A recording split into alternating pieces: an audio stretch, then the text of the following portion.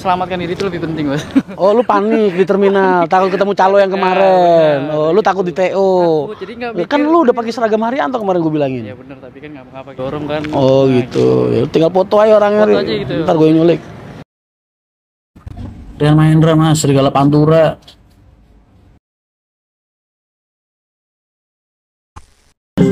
Saya dihujat orang, dibilang dicap sebagai penyebar COVID di daerah. Ikhlas saya Mas, demi kalian bisa pulang ke rumah. Lu nggak lihat perjuangan gue kayak apa dulu, ngelolosin kalian. Perjuangan gue sama teman-teman gue. Perjuangan Madura 3 hari 3 malam ya kan. Dulu saking nggak bisa tembusnya sampai gue turunin di Gresik Mas. Penumpang Madura pada naik perahu dari Gresik Mas. Bayangin ke Pulau Madura naik perahu dari Gresik Mas. Waktu Polda nutup Jawa Timur hari pertama itu, gue belum bisa ngelobi sana sini lah. Dadakan banget, wah itu parah itu. Penumpang Madura saking pengennya pulang Mas.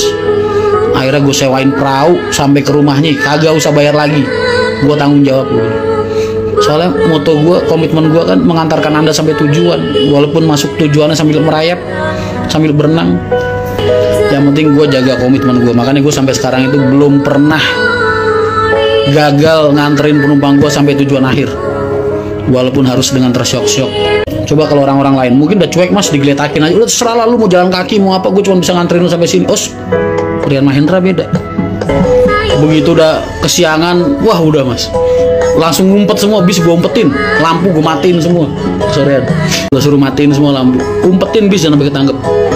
Tiap hari isinya ngelobi petugas, ribut sama petugas, waduh. Itu kenangan banget sih buat gue, kenangan banget. Tapi nama gue kan jadi harum Mas pada saat itu, harum di mata para prajurit transportasi.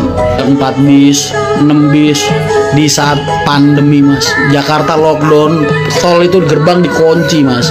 Gue masih bisa ngelolosin 80 bis per hari. Nggak tahu direktur operasional yang sekarang kira-kira kalau ada kejadian kayak gitu otaknya sanggup mikir nggak ya?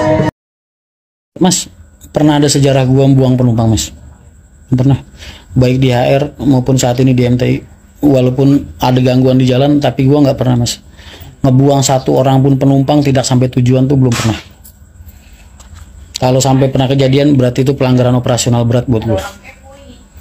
Waktu zaman di HR bener Mas, gue ngelola 200 bis lebih, mimpin 200 lebih bis, terus 1.600 orang, 1.800an orang. Cuman kan gue ngebagi 3 Mas, ngebagi 3 dalam artian finansialnya yang ngurusin adik, ya kan, sama bapak, sama Pak Haji. Gue cuman ngurusin SDM, operasional, sama pengendalian SDM, sama market. Terus logistik yang ngurusin orang, adalah orang kepercayaan kita. Logistik itu kayak spare part, maintenance dan lain-lain. Nah saat ini, gue 3-tiganya Mas. Oh, dibatasi Mas Rian. Ngeliat HR ya jelas mumet sekarang lah Mas. Lu ngeliatnya jangan HR sekarang terakhir gua ngurusin HR. Lu kalau ngeliat ngebandinginnya gue sama 15 tahun yang lalu ketika gue di HR, nah itu mumetnya parahan waktu itu. Kalau sekarang kan udah dari setengah tiang.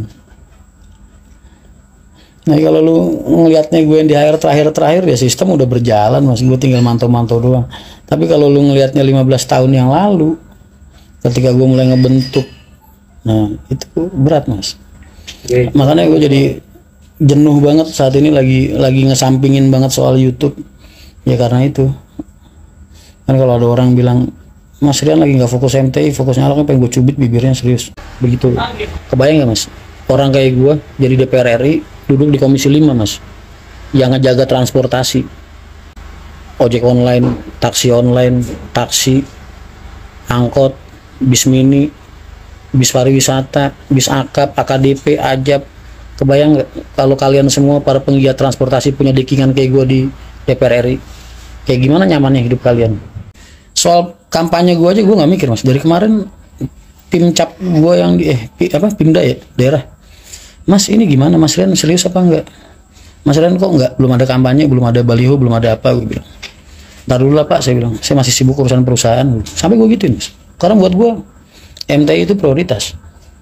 Yang bilang dipikir gue nyepelein MTI gara-gara fokus nyalek, benernya sakit hati gue Riz. Gue nyalek masang baliho kagak, turun ke dapil gua kagak, kampanye kagak, hidup gua tiap hari melek, mata melek sampai merem lagi buat MTI doang, Mas. Bisa-bisanya dibilang gua nyepelin MTI buat nyalek. Hati gua kayak sayat-sayat, Tris. Dia nggak tahu gua kayak gimana tiap hari. Enggak, cuman apa dasarnya kamu bilang aku nyepelin MTI fokus nyalek gitu maksudnya? Apa yang gua lakukan hingga kalian mengatakan gua fokus nyalek? Apa gua lagi repot masang baliho? Enggak. Kampanye? Enggak. Bagi-bagi sembako? Enggak. Hidup gua 24 jam buat MTI, Mas. Nyuwun menehi saran Mas, armada lek wonten K3 aja langsung ngelen, nek wis rilis cek dandani dhisik ben langsung tempur. Kan saya sudah pernah bilang, Mas. Kerusakan itu ada dua macam. Ya, satu. Maksudnya satu yang terlihat dan bisa dirasakan. Yang kedua yang tidak terlihat dan tidak bisa dirasakan. Tuh. Selama ini MTI semua bentuk kerusakannya yang tidak terlihat dan tidak bisa dirasakan. Karena memang sudah faktor umur. Barang kalau udah ada di dalam kan nggak kelihatan. Tapi kalau dari luar kayak fanbel, kayak apa mungkin itu bisa dilihat, Mas. Bisa langsung diganti. Kan nggak mungkin kita mau belah mesin sampai ke angin sampai ke depan. Tapi yang udah dilihat dari luar pasti dibenerin. Nah, yang nggak kelihatan ini bisanya kelihatan kalau udah dijalanin, Mas. Ntar kurangnya apa baru bisa. Begitulah. Makanya ada tahap ketiga, fase normalisasi armada.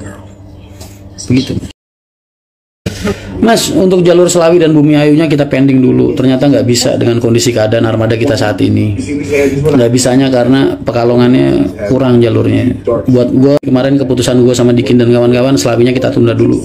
Insya Allah sampai akhir tahun, kalau nggak sebelum Lebaran tahun depan. Nunggu penambahan armada lagi. Lu tuh relaksasi ya, terus merenung. Lu lihat ya. Kira-kira mungkin nggak keadaan hidup lu jauh lebih buruk dari apa yang lu alami saat ini? Kalau lu anggap udah nggak ada yang lebih buruk, ini udah paling buruk, berarti lu harus inget cara kerja grafik. Orang tuh kalau udah di dasar banget, udah paling bawah, berarti dia udah tinggal mantulnya doang ke atas. Ntar kalau udah sampai atas, mantul lagi ke bawah. Begitu, itu grafik of life, grafik kehidupan. Kalau lu udah ngerasa hidup lu tuh udah ada di titik paling bawah banget, lu bertahan, bersabar, berjuang, karena itu udah waktunya lu buat mantul terbang tinggi ke atas.